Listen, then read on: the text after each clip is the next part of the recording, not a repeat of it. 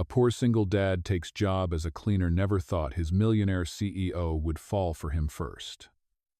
Hello everyone. Before we begin today's story, I have a small favor to ask.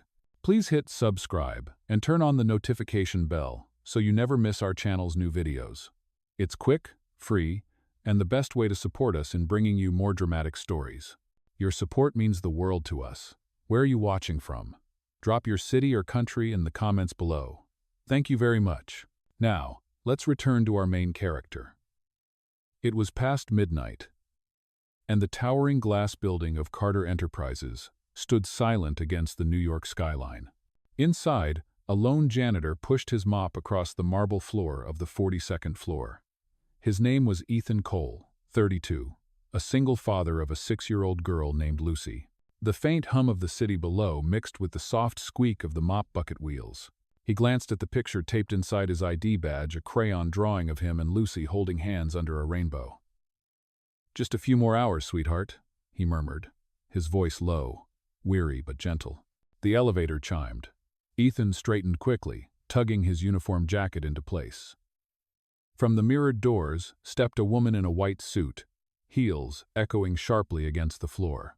Her presence seemed to change the air calm, confident, and utterly untouchable. She paused when she noticed him. Ethan dropped his gaze immediately. "Good evening, ma'am," he said softly. The woman tilted her head slightly, watching him with curious eyes before replying, "You missed a spot." For a second, Ethan froze, unsure if she was serious, but then he caught the faintest curve of a smile on her lips. "Yes, ma'am," he said quickly, crouching to wipe the floor again. The woman Ava Carter, CEO of the company, walked past him, her perfume faint like jasmine in cold rain. She disappeared into her corner office, the door closing with a soft click. Ethan exhaled slowly, unaware that their first encounter had just planted a seed that would change both of their lives. Outside the wide windows, the city glowed like a sea of stars.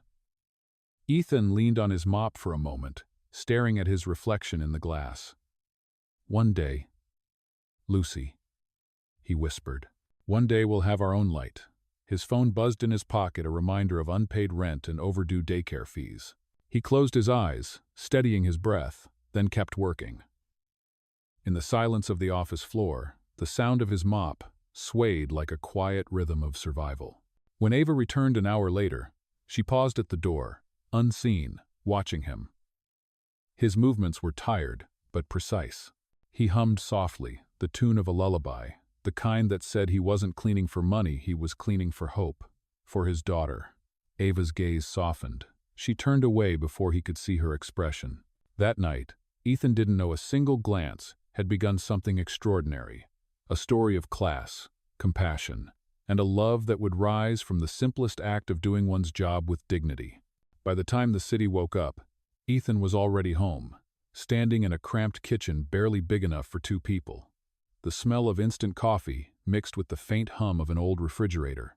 Lucy sat at the small wooden table, her hair messy, her feet swinging above the floor. "Morning, Daddy," she chirped, holding up a crayon drawing. "It's you and me again. But this time, the lady from the shiny building is here too." Ethan smiled faintly, recognizing the white-suited figure. "You drew her from memory?" he asked. Lucy nodded proudly. "She looked like a princess. I think she's nice." Ethan kissed her forehead. "Maybe she is, sweetheart." He packed her lunch into a faded pink lunchbox, the kind that had a missing clasp, and tied her shoelaces before walking her to school.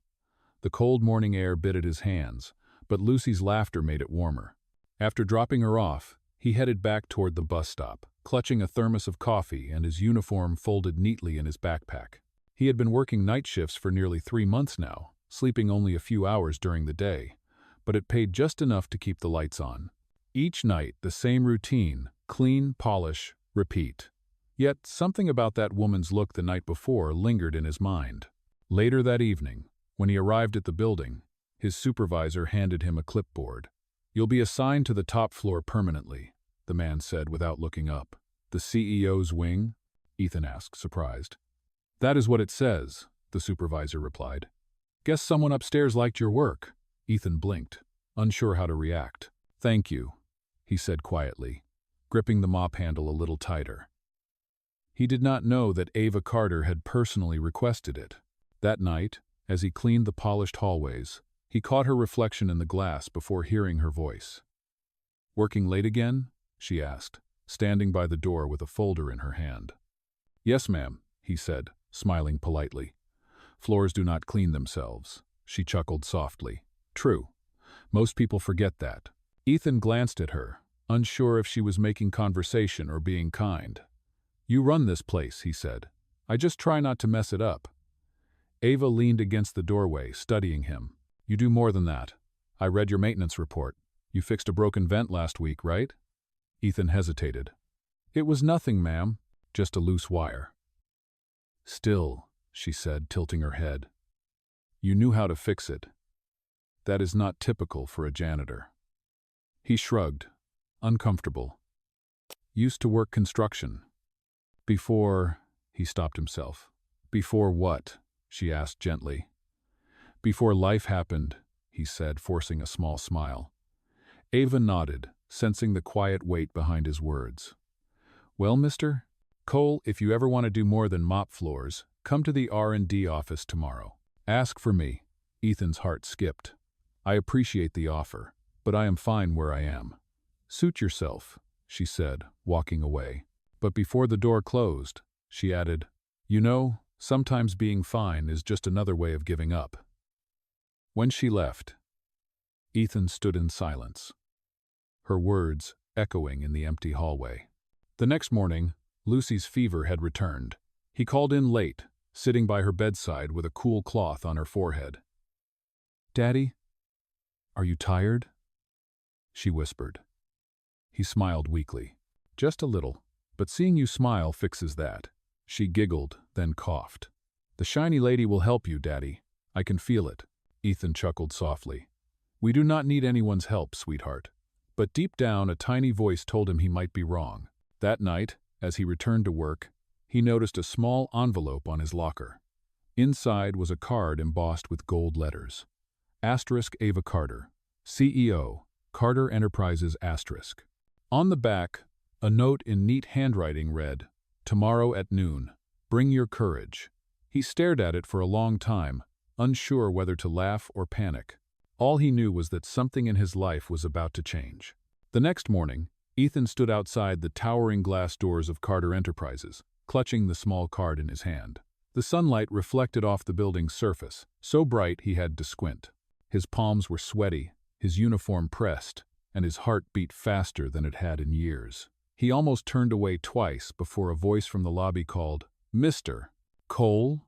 It was Ava's assistant, a woman with sharp eyes and a polite smile. "Miss? Carter is expecting you." Ethan nodded, swallowing hard as he followed her through the maze of offices, past people in tailored suits and expensive shoes. He felt completely out of place, his work boots silent against the carpet. When the elevator doors opened on the top floor, he saw her waiting by the window, the skyline stretching endlessly behind her. "You came," Ava said without turning around. "You invited me," Ethan replied, trying to steady his voice. "That usually means I should show up." She smiled faintly and gestured toward a chair. "Sit down, Ethan. I looked into your file. You were an engineer before the accident that took your wife." He froze, his breath catching. "How do you know about that?" "Your employment records are public," she said softly.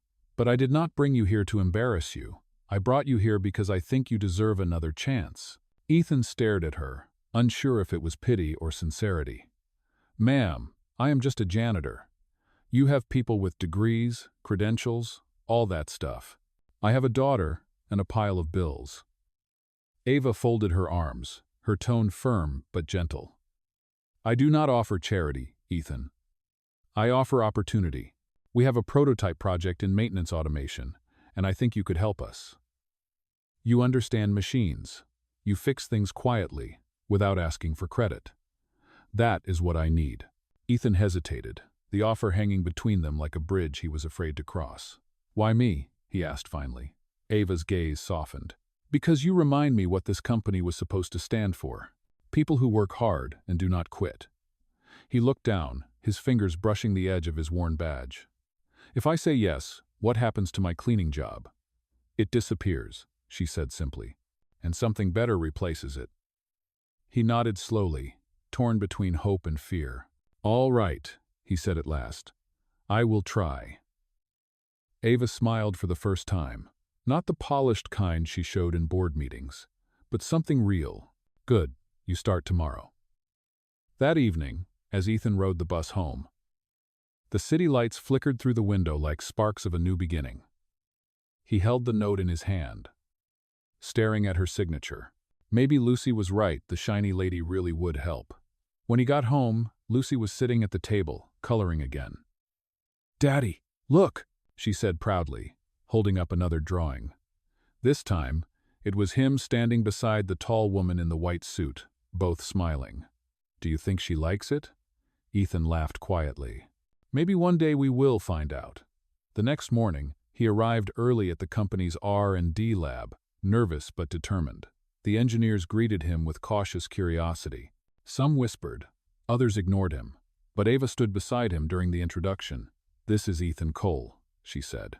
"He will be assisting with system calibration." The room fell silent. No one dared to question her. Hours later, when everyone had left, Ethan stayed behind, inspecting the prototype machine. It was half-assembled, wires tangled like veins. He rolled up his sleeves and started working, his hands steady, his mind alive, in a way it had not been in years. When Ava returned unexpectedly, she found him knee-deep in cables. "You did all this alone?" she asked, surprised. "Could not sleep," he said simply. "Thought I would make myself useful." She smiled. "You are more than useful, Ethan." He looked up, their eyes meeting across the quiet lab. For the first time, he saw not a boss, not a billionaire, but a woman who noticed the man beneath the uniform. And for Ava, it was the moment she realized that sometimes, the people who fix the smallest things end up mending the biggest hearts. Over the next few weeks, Ethan's life began to change, in ways he never expected. Every morning, he arrived early to the lab, greeting the security guards by name, his uniform replaced by a company badge and a simple button-down shirt. He was no longer the man pushing a mop through empty hallways. Now, he was part of a team that built something real. Still, old habits were hard to shake. He cleaned his own workspace every evening, polished the tools before locking them away, and double-checked every machine before leaving. Ava often found him there long after the others had gone home, sleeves rolled up, grease on his hands, humming quietly to himself. "You really do not stop, do you?" she said one night, stepping into the workshop. Ethan smiled without looking up. "When you are used to working alone, you forget when to stop." She leaned against the doorframe, arms crossed. "You could teach half my executives about dedication," he laughed softly. "They would not want to trade places with me, ma'am." "Ava," she corrected. "If you are going to keep fixing my machines, you can call me Ava." He paused, caught off guard. "All right, Ava." The name felt strange on his tongue, like saying something he should not, yet it made her smile. A quiet understanding started to form between them. Sometimes, she would bring him coffee during late hours, pretending it was for herself. Sometimes, he would fix small things in her office, a flickering lamp, a jammed drawer, without being asked. One evening, when he found her staring out the window, looking unusually distant, he asked softly, "You all right?" She turned to him, her expression unreadable. "Do you ever get tired of pretending everything is fine?" He thought for a moment. "Every day. But if I stop pretending, my daughter will know something's wrong, and she deserves to believe her dad can handle the world." Ava nodded slowly. "That is exactly what I used to tell myself, before I forgot how to believe it." For a brief second, neither of them spoke. The only sound was the hum of the city outside. It was the first time Ava had let anyone see her vulnerability. The following week, the company hosted its annual charity gala, a grand event filled with silver chandeliers, champagne, and the elite of New York society. Ethan was not invited, of course, but that did not stop him from working overtime in the same building that night, ensuring everything was spotless for the event. As he passed the ballroom, he caught a glimpse of Ava standing beneath the lights, elegant and confident, surrounded by people who only saw her power, not her heart. She glanced toward the door for a second, and for reasons she could not explain, she searched the crowd for someone who was not there. The next day, she found Ethan in the lab, still working as if the world outside did not exist. "You missed quite an event," she said. He looked up, smiling faintly. "I do not own a tuxedo. You did not need one," she said. "You deserve to be there." He wiped his hands on a cloth. "I am fine right here. Fancy rooms make me nervous." Ava studied him for a moment, then said quietly, "You know, sometimes I think I feel more like myself in this lab than I do in any ballroom." He looked at her, surprised. "That is because this is the only place where people are real." She smiled. "Including you?" "Including me," he replied. Their laughter filled the room, soft and genuine. For the first time in years, Ava felt seen not as the CEO, not as the millionaire everyone admired, but as a woman who still needed to believe in something pure. And Ethan, though he could not say it out loud, felt something stirring in his chest that had nothing to do with gratitude or duty. It was hope, cautious and unfamiliar, blooming quietly in the middle of two lives that had almost given up on love. Days turned into weeks, and soon Ethan became a quiet presence in Ava's life that she could not ignore. He worked in the lab during the day, and sometimes she found excuses to visit, always under the pretense of checking progress. One afternoon, as rain drizzled softly against the tall windows, Ava stepped inside carrying 2 cups of coffee. "You missed lunch again," she said, handing him one. Ethan looked up from the blueprint he was studying. "Thank you." "You did not have to." "I wanted to," she said, taking the seat across from him. For a moment they sat in silence, listening to the rain. "Do you ever think about leaving all this behind?" he asked suddenly. "The company, the money, the pressure?" Ava smiled sadly. "More often than I admit. But when you are born into it, walking away feels like betraying everyone who expects you to be perfect." Ethan nodded slowly. "Maybe being perfect is overrated." Their eyes met for a brief second, a silent understanding passing between them. Then her phone buzzed. The moment broke. "Excuse me," she said, standing. But before leaving, she looked back and added, "You are right, Ethan. Maybe it is." That evening, when he returned home, Lucy was waiting with her backpack already on. "Daddy, the teacher says there is a science fair next week. Can I go?" He smiled. "Of course, sweetheart." "Can I invite your boss too?" she asked innocently. Ethan nearly choked. "Ava Carter? Honey, she is very busy." Lucy pouted. "But she is the shiny lady." I drew her again. She handed him a new picture, 3 stick figures holding hands under a banner that said, "Family." Ethan stared at it for a long time, his heart twisting. The next morning, he brought the drawing with him, intending to show Ava as a thank you. But before he could, the lab door burst open.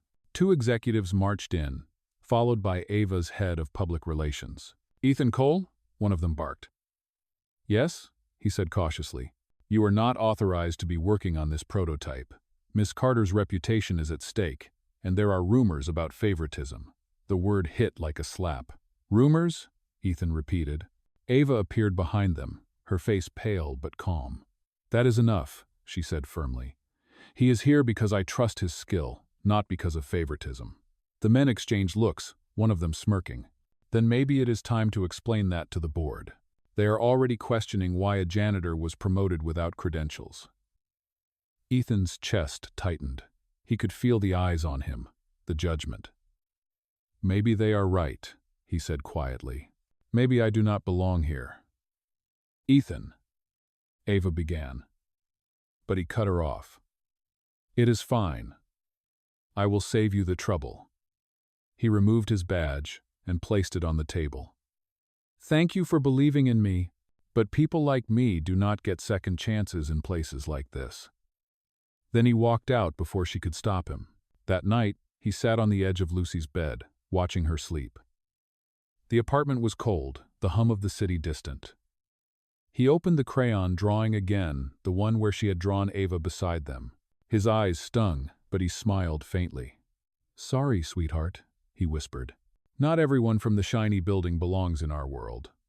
Across town, Ava sat alone in her office. The city lights reflected in her eyes. She replayed the day in her mind, the way he looked at her, the quiet hurt in his voice. For the first time in years, she felt powerless. She reached for her phone, then hesitated, typing a message before deleting it. Instead, she opened the old lab security footage. There, on the screen, she saw him fixing the machine late at night, carefully aligning each part, humming to himself. He did not know anyone was watching. Ava leaned back, whispering softly to the empty room. "You belong more than anyone here." A week passed, and the absence of Ethan Cole left a quiet void inside Carter Enterprises that no one could ignore, least of all Ava. The prototype project slowed down. Meetings felt lifeless, and even the hum of the elevators seemed duller. Every night she stayed later than usual, pretending it was work. But deep down, she knew what it was. She missed him. She missed his quiet focus, his humility, his laughter that broke the coldness of her perfect world. One evening, as rain tapped against the glass walls of her office, she finally made a decision. She grabbed her coat, ignoring her assistant's surprised look, and headed out into the storm. Across town, Ethan sat in the small apartment, mending Lucy's torn backpack while she colored on the floor. "Daddy, will you go back to the shiny building?" she asked, her voice small. He sighed. "No, sweetheart. Sometimes when grown-ups do the right thing, it still hurts." She nodded, though she did not understand. "The lady will come," Lucy said confidently. "She always looks for the light," Ethan smiled tiredly. "Go to sleep, my little dreamer." But Lucy's words echoed in his head long after she drifted off. Around midnight, a knock came at the door. He frowned, setting down the backpack. When he opened it, Ava stood there, drenched from the rain, her eyes searching his. "You look like you saw a ghost," she said softly. "You should not be here," Ethan said, stunned. "You could have called. You would not have answered," she replied. "So I came." For a moment, neither spoke. The only sound was the rain against the windows and Lucy's soft breathing from the next room. "You were right, Ethan," Ava said finally. "This company has lost its soul. I let them treat people like tools like you, and I will not let it happen again." Ethan shook his head slowly. "You do not have to fix everything, Ava." "I am not here to fix everything," she said. "I am here to fix what I broke." She stepped closer, holding out an envelope. "I reinstated your position, not as maintenance staff, but as project lead. You deserve it." He looked at the envelope, but did not take it.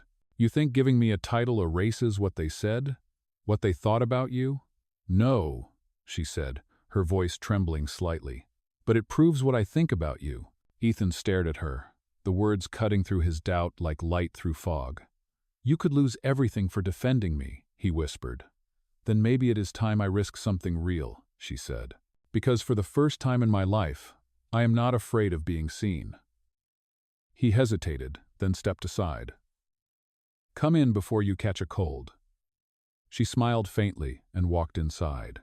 The apartment was small but warm, filled with drawings taped to the wall and the smell of tea.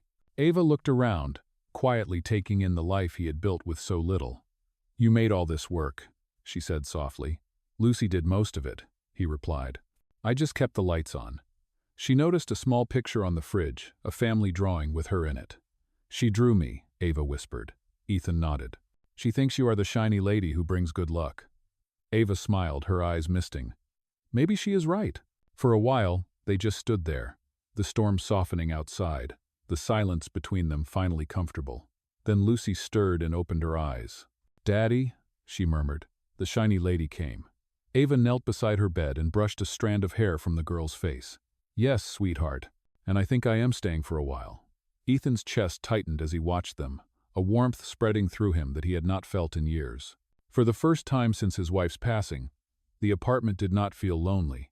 It felt like home, fragile but real, built not from wealth or success, but from the simplest truth that two broken souls could somehow make each other whole. The next morning, the sun poured softly through the thin curtains of Ethan's apartment, painting the small room in pale gold. For the first time in a long while, he woke up not to the sound of his alarm, but to the quiet rhythm of Lucy's laughter. Ava was sitting on the floor beside her, helping build a tower of colored blocks. It felt strangely natural, as if she had always been there. Ethan stood by the kitchen counter, watching them, unsure if this was real, or just another dream that would fade when he blinked. Ava looked up and smiled, "Good morning," she said, her voice light, almost playful. "Lucy is an excellent architect." "She gets that from her mom," Ethan replied, pouring coffee into two mismatched mugs. Ava accepted the cup, her eyes softening at the mention of his late wife. "You talk about her with peace," she said. He nodded slowly. "Took me a while. Grief is funny. It never leaves. It just learns to sit quietly." Ava looked down at the coffee, tracing her finger along the rim. "I know that feeling. My father passed away before I ever told him I wanted to run the company differently. I kept chasing success, thinking it would make me feel closer to him. But all it did was make me more alone." Ethan met her gaze, and in that shared silence, they understood each other without another word. Later that day, Ava drove them both to the office. The employees stared as the CEO arrived with the former janitor beside her, walking through the lobby together. But Ava did not care. She gathered the senior team and made an announcement that left the entire boardroom stunned. "From today," she said firmly, "Ethan Cole will oversee the Hands of Hope initiative, an internal program to support employees facing personal hardships. He knows what it means to rebuild from the ground up. That is the kind of leadership this company needs." Whispers spread like wildfire, but none dared to challenge her authority. Ethan stood quietly beside her, unsure how to respond. After the meeting, he said softly, "You did not have to do that." "I wanted to," Ava replied. "You showed me what leadership should look like." In the following weeks, the project grew beyond expectations. Employees volunteered, stories were shared, and for the first time, Carter Enterprises began to feel human again. And through it all, Ethan and Ava grew closer bonded, not by wealth or ambition, but by mutual respect and something deeper neither of them could yet define. One evening, as they worked late in the office, Ava looked up from her papers and said, "You know, this whole thing started because you lent this company your heart." Ethan chuckled. "And a lot of elbow grease."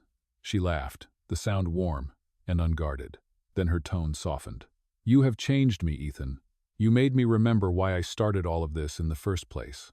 He looked at her, really looked at her, the woman who had once seemed untouchable now sitting across from him, tired but alive.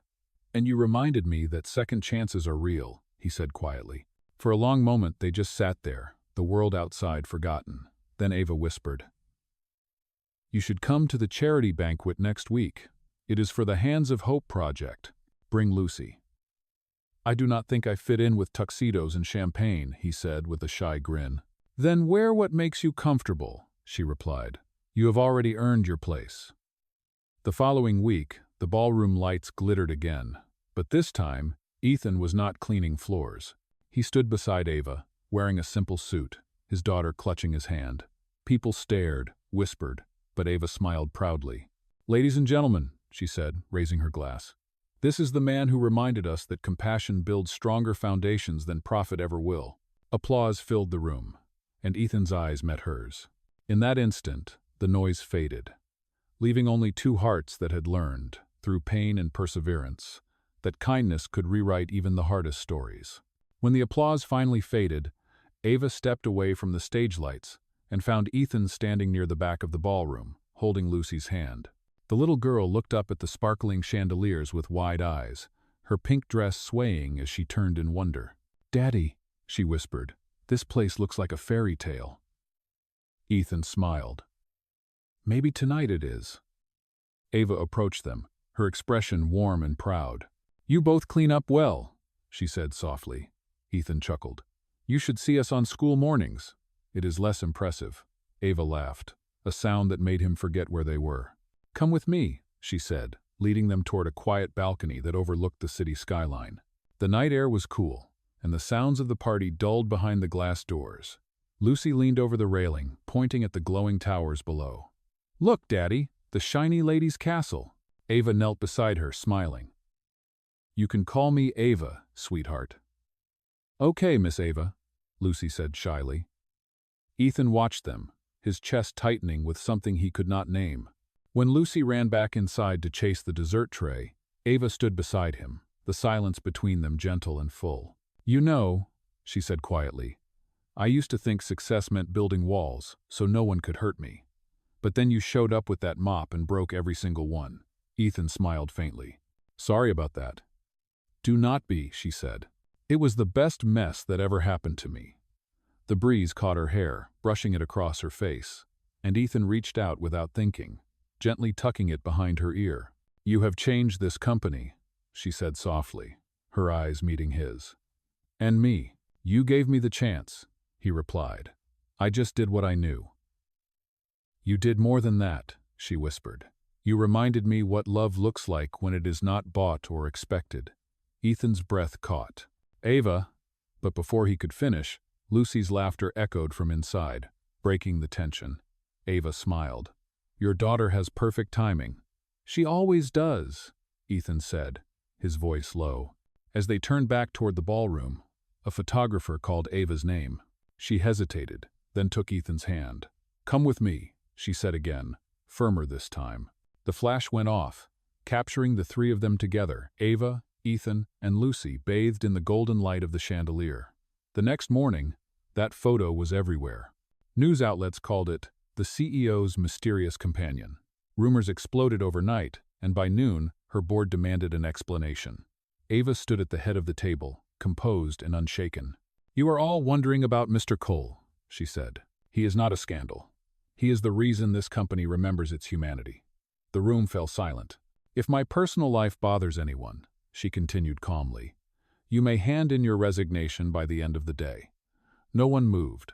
Later, when Ethan heard what she had done, he found her in her office, looking out over the city. You did not have to defend me, he said softly.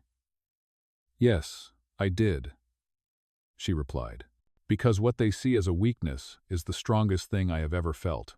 He took a step closer, his voice trembling slightly. And what is that? Faith, she said, turning to him.